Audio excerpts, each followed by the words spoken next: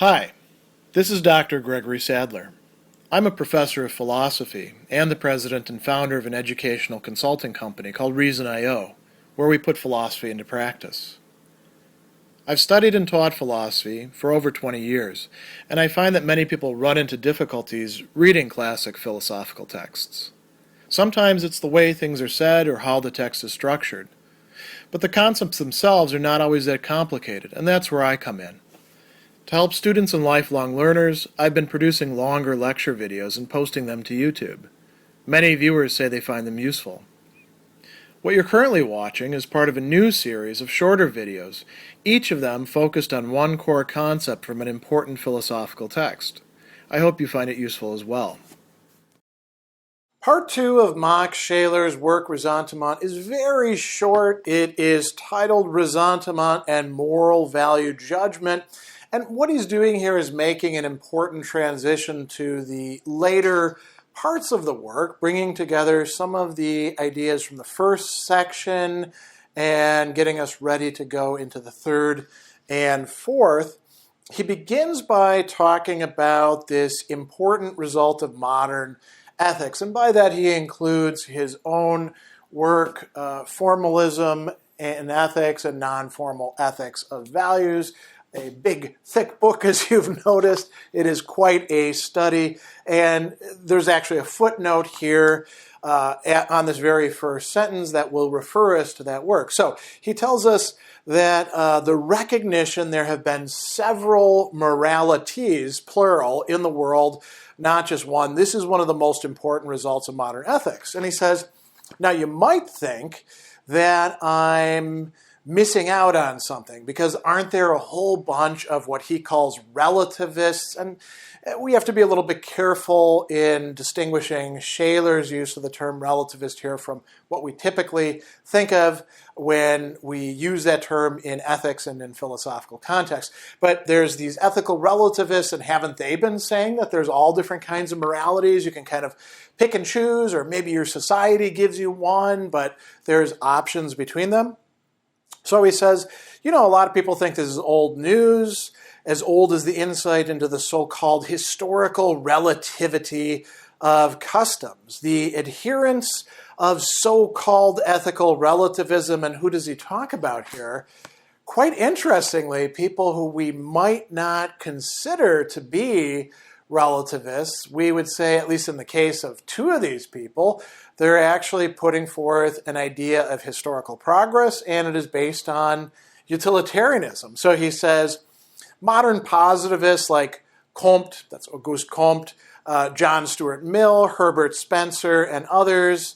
So Mill and Spencer were, clearly committed to a kind of utilitarianism.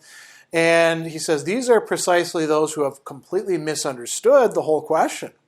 Relativists merely show that different ways of acting have been deemed useful for things like human welfare, the exaltation of life, or whatever it is the relativist philosopher himself judges to be the greatest good. And then goes on to show that different societies have had more or less of this, that there's been sort of a progress towards this. So, it could be loving humankind, that's your greatest good. And you say, well, some people didn't value this, other people did value this, and that's why these are more advanced and these are less advanced. It could be generating vast wealth and alleviating human misery. It could be whatever it is that you want. In any case, he says these differences are just going to depend on the level of knowledge and civilization. But where the relativists are going wrong is that the basic value has remained the same. So he gives an example. In a preponderantly military society where war is a means of acquisition, virtues like courage and bravery are more useful for the general welfare than industry, diligence, and honesty, which will find their preference in an industrial society. Two different kinds of societies, two different sets of seeming values serving the overarching good of general welfare, right? And he's saying, it's really the basic value remaining the same, general welfare, as what is driving everything. They're just changing it according to the kind of society that they have. And he says all the variations for these historical relativists are due to different historical circumstances to which this basic value is applied. A transformation of values is a whole different thing, and that's what the ethical relativists are not able to account for or think about adequately.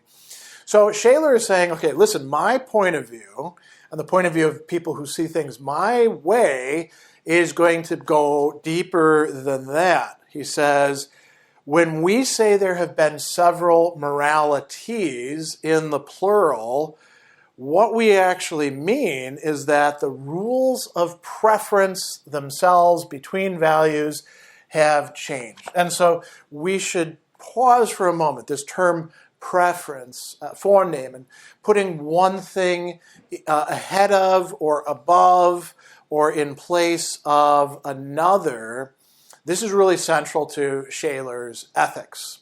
He thinks that there is a hierarchy of values, and you can arrange them in different ways. You can prefer them to each other. So for example, if you think that pleasure seeking and avoiding pain is the most important thing for life, you will subordinate other values such as what he calls vital values or spiritual or mental values, or even the value of the holy, to the values of pleasure and pain, right? Or you could even go further and say, well, reduce everything to money. What is its cash value? That's a possibility. And that reflects a preference, a rule of preference. Given a situation where you can't have them both, which one do you prioritize? Which one do you prefer? And which one do you sacrifice in the process?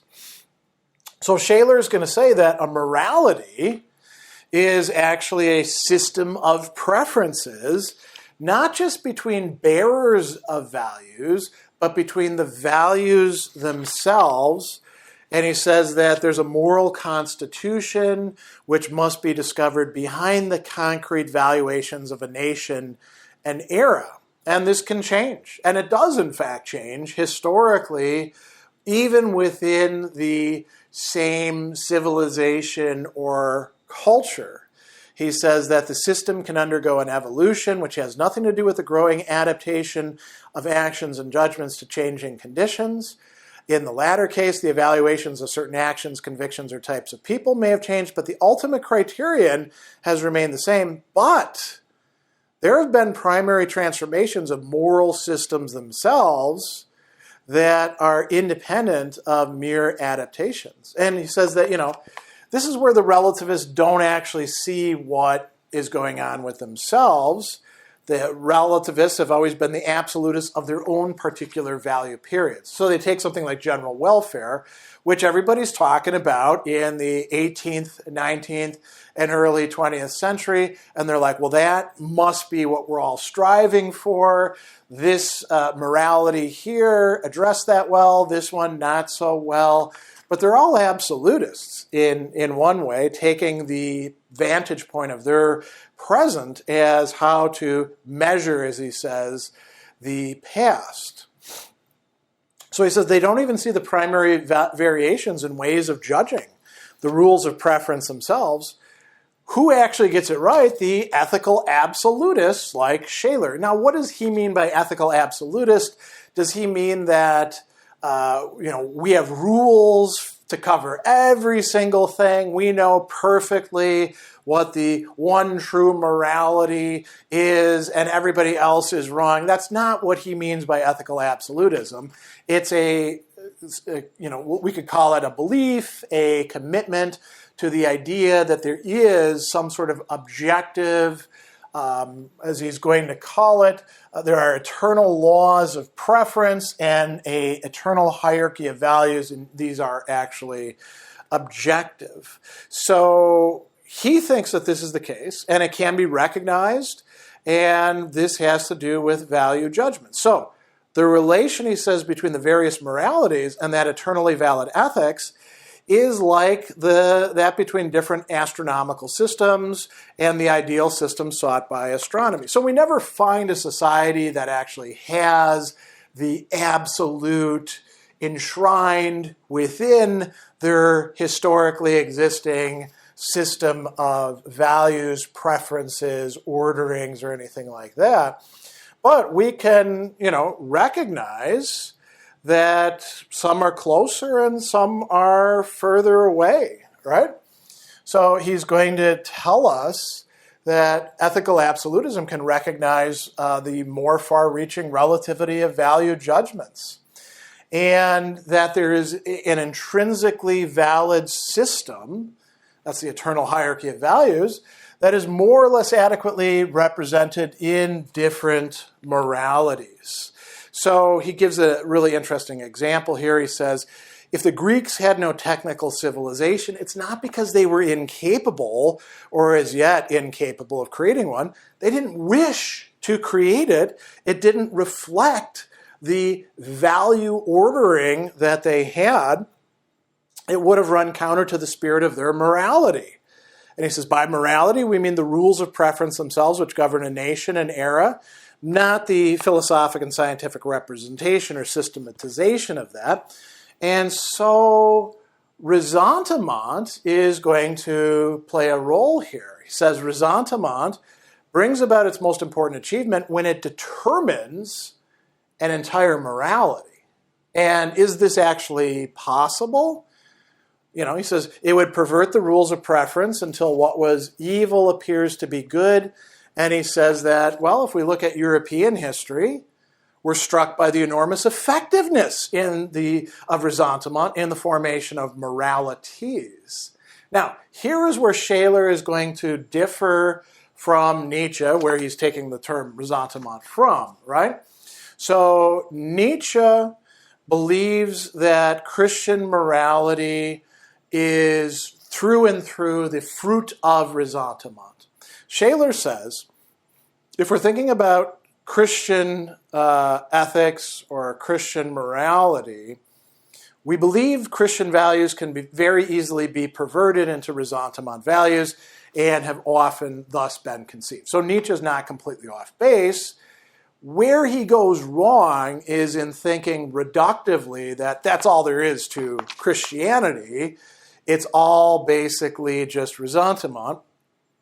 And Scheler is going to say the core of Christian ethics has not grown on the soil of Ressentiment. Now, can he prove that? Well, he's not going to do that here in the second part. He's going to use the entire third part of the work to carry out an analysis where he tries to show that genuine Christian ethics is not coming out of Ressentiment, and actually would be a good antidote to it.